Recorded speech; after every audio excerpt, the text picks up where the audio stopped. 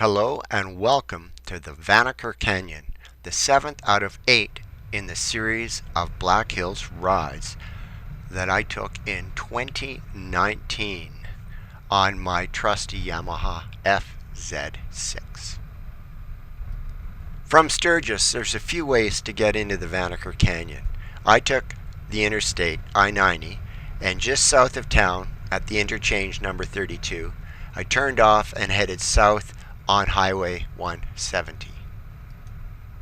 On the Black Hills and Badlands of South Dakota and northeastern Wyoming map, which is available at most restaurants and tourist stops in the area, the Vanocker Canyon ride is blue. You can combine this ride with a trip up or down Nemo Road or through Hill City, the Custer State Park rides. There's lots of connections to it. It's certainly not an all-day ride on its own.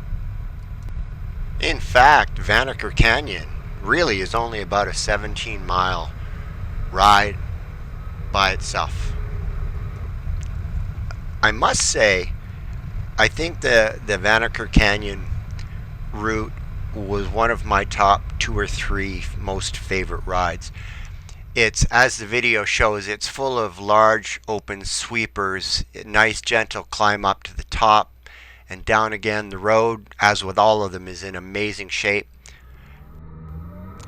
Lots of views for your passenger too, I must admit. Lots of views for your passenger. So when I did it, I rode one direction, turned around and rode back the other. Beautiful day for riding. Enjoy this view from the backside of the motorcycle. It's different.